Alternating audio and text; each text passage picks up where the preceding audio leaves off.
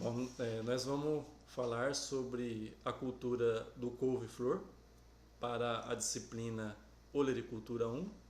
O docente é o professor Leonardo Durval Duarte Guimarães. O discente sou eu, André, a Simone e a Vânia, para o curso Bacharelado em Agronomia. Bom, a couve-flor é da ordem das Brassicales, né? Divisão Magniliophyta e a família Brassicae, o gênero Brassica e a espécie Brassica oleracea. E aqui são os grupos, né? Que são todos da mesma família: o couve, o brócolis, o couve-flor, que nós estamos apresentando, o repolho, o couve de Bruxelas e o brócolis, pertencendo à mesma família.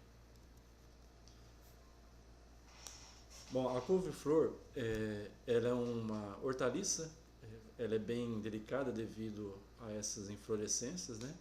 E ela é importante no ponto de vista nutricional. Ela é rica em cálcio, fósforo e fonte de folato e vitamina C. Ela é livre de gordura e colesterol e tem teores baixos de sódio e calorias. Essa planta ela é originária da Ásia Menor. Ela foi levada para a Europa no século XVI e é uma hortaliça do tipo inflorescência, ou seja, cada parte dessa da planta são uma inflorescência e com um conjunto forma-se o couve-flor.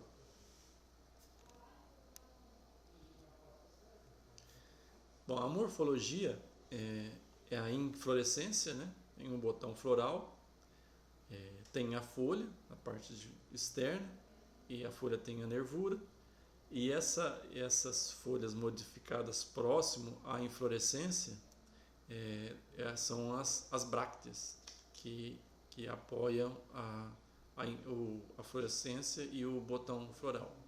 Através do melhoramento genético, nós temos couve-flor com a coloração branca e com a coloração roxo, né? A mais comum é a coloração branca. Aqui nesse gráfico podemos verificar o acúmulo de matéria seca em diferentes partes da couve-flor. Ou seja, nós temos na planta inteira, a partir dos 76 dias, ela tem um ganho de massa seca bem expressivo. As folhas, como ela já começa a entrar em senescência, ela se estabiliza e aproximadamente aos 76 dias, toda a energia da planta ela é canalizada para a inflorescência, né? O botão floral e a inflorescência. Então, nesses 20 dias, toda a energia passa para a cabeça da couve-flor.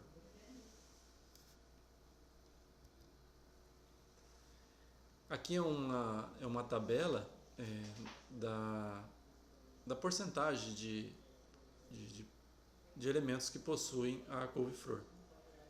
92% é água, 23% de quilocaloria, né? 1,9 gramas de proteína, 0,2 de lipídio, 4,5 de carboidrato, 2,4 de fibra, o cálcio 18 mg e o magnésio 12 mg. Também tem o fósforo, né? O ferro, o sódio, o potássio e as vitaminas. Também a vitamina B1, B2 e a vitamina C. Os benefícios para a saúde, por ter todos esses elementos, auxilia uma alimentação mais equilibrada e com isso favorece o sistema do organismo humano.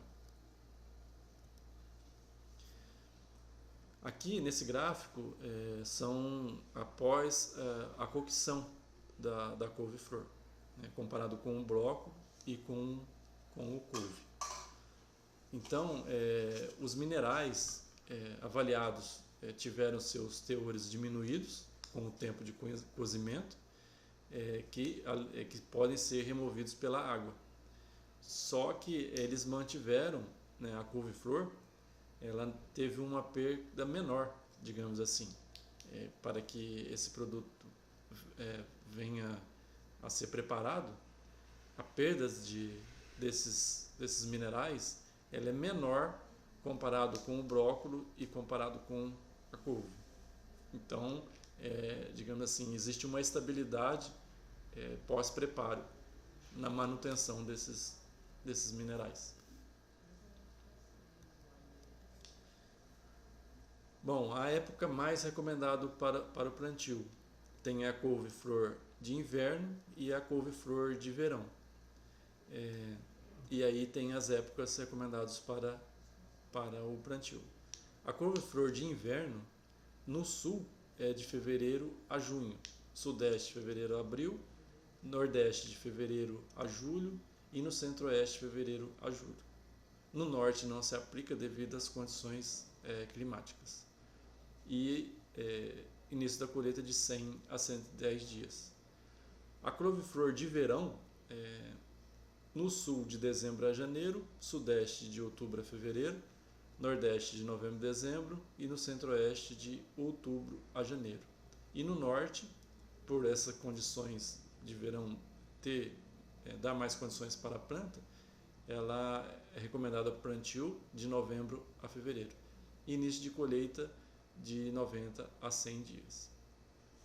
Bom, os primeiros trabalhos com o melhoramento da couve no Brasil, ou seja, para que ela venha produzir no verão, foi feito com a fase experimental, o F1, com a variedade precoce, né, lançada em 1952, que é a primeira cultivar brasileira de verão. Ou seja, com esse pesquisador, através de cruzamentos, ele obteve essa cultivar para que se adapte ao clima nesse período de verão.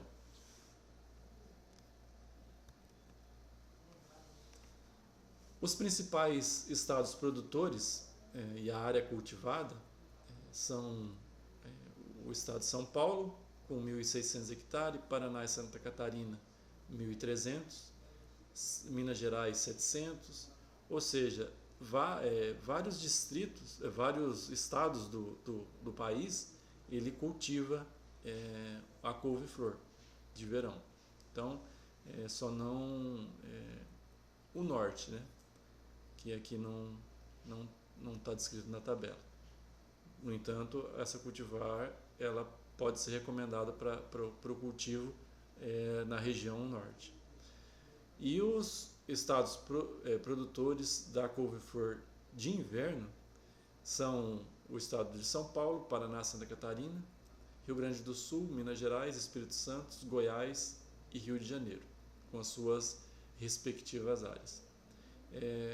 São Paulo, por concentrar uma cidade muito grande, tem o Cinturão Verde, eles têm, para atender a demanda, eles fazem o plantio tanto no verão quanto no inverno para atender a demanda. O Paraná e Santa Catarina também tem uma área bastante expressiva, né, e seguindo com os demais estados. Bom, aqui é uma foto ilustrativa, né, da cultura.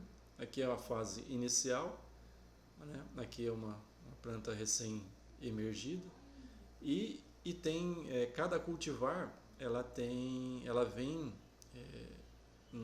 tipo numa bula especificando, dependendo da cultivar, se ela é verão ou ela de inverno, ela vem especificando para as épocas corretas e mais favoráveis para se cultivar é, cada, cada tipo de couve-flor.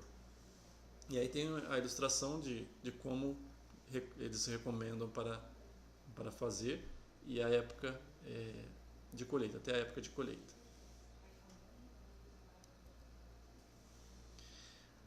No caso da nutrição, elas, como qualquer outra planta, elas exigem os nutrientes adequados para ter uma boa produção.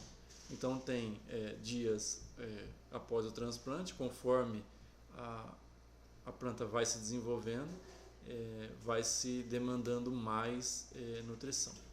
Como naquele gráfico que eu havia mencionado, que é a parte da inflorescência, a partir dos 70 dias, exige-se uma maior nutrição para o desenvolvimento da inflorescência. Vale destacar a questão do boro.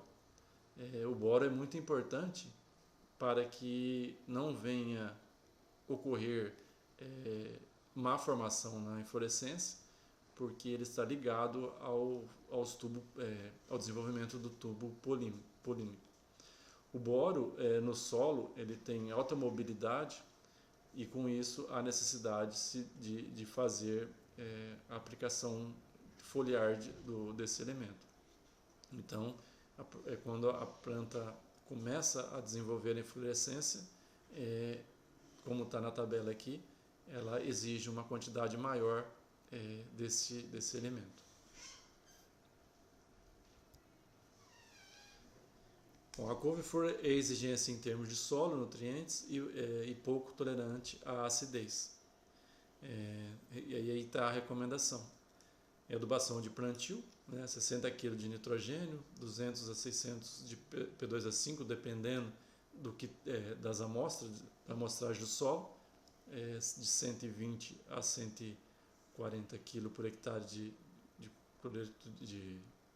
potássio, 2 a 4 kg de boro, 30 a 60 kg por hectare de enxofre. E também a adubação orgânica, de 40 a 60 toneladas por hectare de esterco de curral ou 10 a 15 de esterco de galinha. A adubação de cobertura de 15 a 200 kg de nitrogênio, 60 a 120 de potássio e os parcelamentos. E aqui também o ácido bórico, o octaborato na adubação foliar parcelado.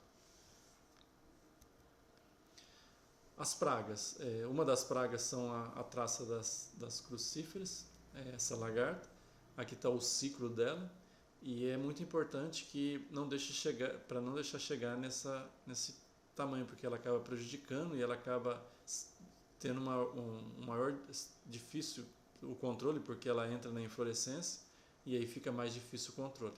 Então o ideal seria pegar ela antes dela, nas primeiras fases, nas primeiras trocas, nos primeiros insters, seria mais fácil de controlar e com isso ela não prejudicaria a planta e a qualidade das inflorescências.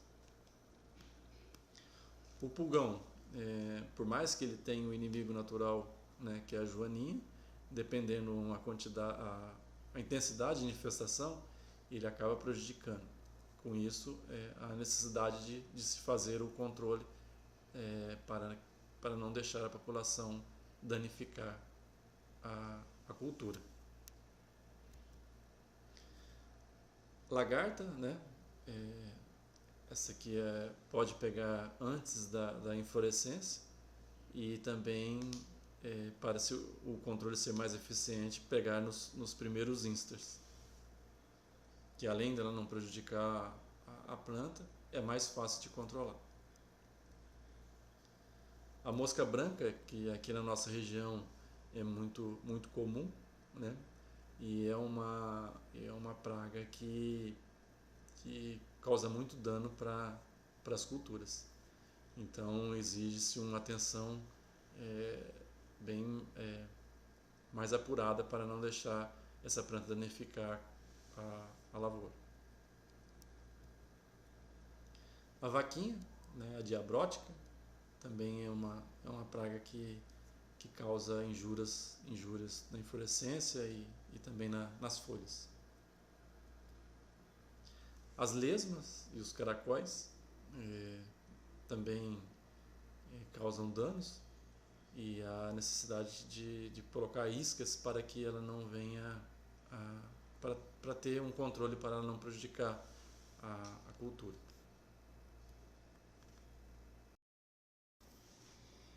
Bom, dando continuidade então à nossa atividade de olericultura, a gente estava, André, meu colega, já falou um pouco sobre a introdução sobre a cultura da couve-flor, né? Eu dando continuidade, então vou falar um pouco sobre as doenças que mais afetam essa cultura da couve-flor, né?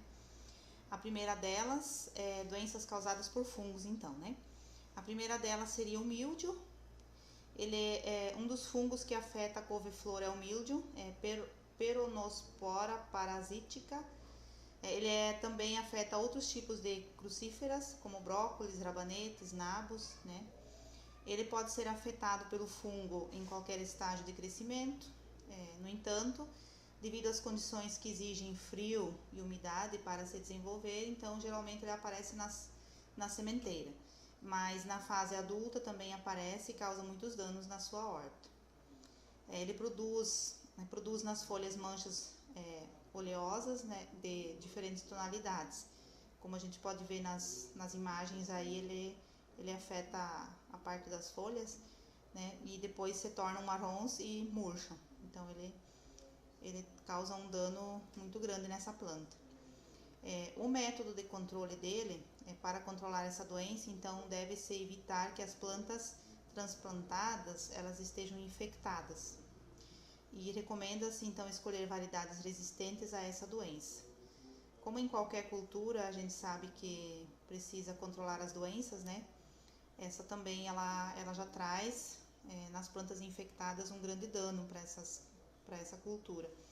Então, se ela já vem infectada, então ela já começa mal, né?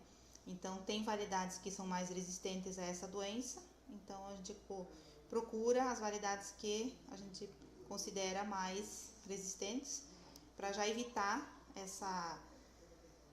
que essas plantas estejam já infectadas na hora de transplantar elas, porque aí o dano já é iminente, né?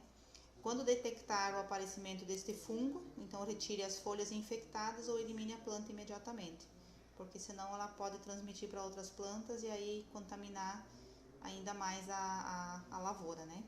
A fonte de E-disciplinas da USP, tá?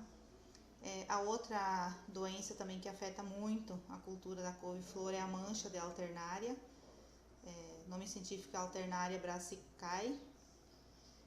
Ela causa em sementeiras, né, ela causa necrose de cotilédon hipocótilo e podendo ocorrer a morte das mudas. Em plantas adultas, causa lesões circulares, concêntricas e com halo clorótico nas folhas, hastes florais e cauda. Como a gente pode ver aí nas imagens, né, ele causa um dano irreversível para a planta, para essa cultura. A cabeça da couve-flor ela pode apresentar numerosas manchas, como a gente pode ver aí na imagem 2, né? Semelhantes àquelas que ocorrem na haste floral também, mesma coisa. As lesões normalmente elas encontram ser recobertas pelas estruturas dos fungos. E o método de controle então é utilizar sementes limpas, né? Fazer essa verificação já na fase de selecionar as sementes, né? Livres desse patógeno, né, e adequadamente tratadas. Realizar rotação de culturas e evitar excesso de umidade, porque se não fizer esses processos aí, ele acaba ficando, né, e contaminando já entre culturas, né, e o excesso de umidade causa ainda a aceleração dessa contaminação. Aí temos a hérnia, Plasmodiófora brassicae, é o nome científico dessa doença, né? Ele é um fungo que forma galhas de tamanhos variados, como a gente pode ver aí na imagem, né? De alguns milímetros, que são os menores, né? Até 10 ou mais centímetros de diâmetro nas raízes. Então, ele é muito agressivo. Estas galhas são resultantes de um processo de hipertrofia de células e tecidos provocado pela colonização dos fungos, causando essa anomalia aí. Essa doença é praticamente invisível porque não se vê, e alguns indícios como clorose parcial da folhagem e murcha nas horas mais quentes do dia. Então, vê lá uma parte que está com murcha, né? Nas horas mais quentes do dia, ela pode estar com essa hérnia aí, tá?